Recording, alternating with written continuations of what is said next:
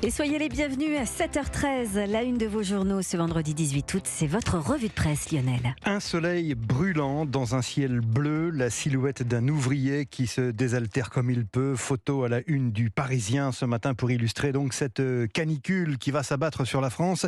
Vivre avec la canicule, titre ainsi le quotidien. La France va connaître son épisode le plus chaud de l'été 2023 avec des pics attendus jusqu'à 43 degrés. Et dans ce contexte, c'est sur un hôpital en état d'urgence que titre Libération ce matin.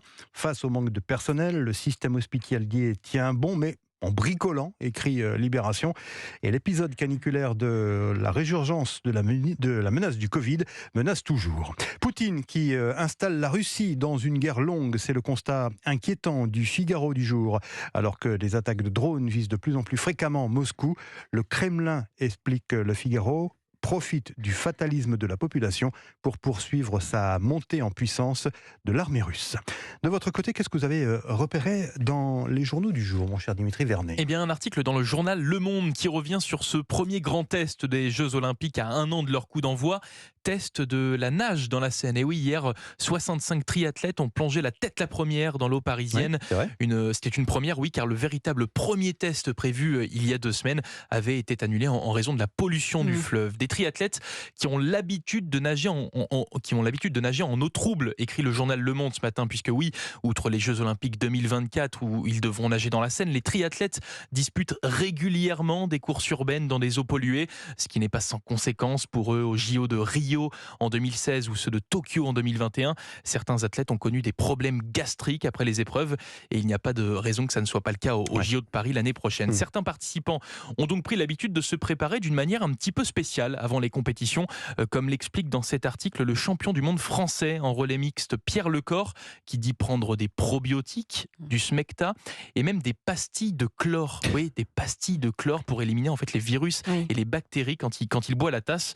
Alors vous vous en doutez, prendre des pastilles de chlore en plus régulièrement, ce n'est pas très bon pour la santé. Ce qui interroge donc sur la tenue de ces compétitions dans les eaux urbaines polluées. Mais comme l'explique le médecin des équipes de France de triathlon Daniel Hirt dans cet article, il faut comprendre que pour la fédération, ce n'est pas la même chose que d'organiser l'épreuve au cœur de Paris, à 2 pas de la Tour Eiffel ou dans la Creuse. Il faut donc trouver des compromis oui, mais à quel prix ? Article à retrouver dans le journal Le Monde ce matin. Intéressant. J'ai une question pour vous, Marlène et Dimitri. Est-ce que vous avez vu les films French Connection et Le Cornio ? French Connection, oui. Bien sûr. Le Cornio aussi. Le Cornio aussi. Vous savez quel est leur point commun ? Ils sont tous les deux inspirés de façon plus ou moins lointaine d'un personnage du début des années 60. C'est Libération qui nous raconte ça et qui nous le rappelle dans une de ses séries de l'été. Vous savez, moi j'adore les séries de l'été. Bon, on va finir par le savoir. Ce personnage, c'est Jacques Angelevin. Et Angelevin, c'était un animateur de télévision du début des années 60. Et en janvier 62, la France se réveille en découvrant que cet animateur de télé a été arrêté à New York pour trafic de drogue. En fait, il avait fait traverser sa Buick, sa voiture américaine, chargée d'une cargaison de 52 kilos d'héroïne. Cette fois, vous avez la référence ? Le Cornio. Les flics américains avaient eu un bon tuyau. Il a donc été arrêté, il s'est retrouvé en prison.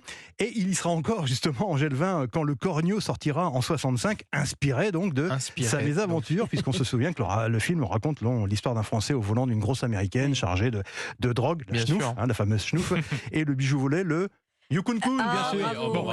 Mais cet épisode, c'est aussi l'histoire le début du démantèlement de la French Connection. L'histoire sera racontée, se rappelle Libé, par les 2 policiers qui étaient chargés de l'enquête dans un livre French Connection, qui sera donc adapté au cinéma en 71, donc un peu plus tard. Si une mauvaise foi rigolarde peut nous inciter à définir French Connection comme un remake du Cornio, écrit Libération, il faut reconnaître quand même que les 2 films n'occupent pas la même place dans l'histoire du cinéma. Je vais pas aller plus loin, mais allez voir cet article, c'est vraiment intéressant. Et puis voilà, ça renvoie à une autre époque. Jacques Angelevin, l'étoffe de l'héros, évidemment, à lire dans Libération ce matin.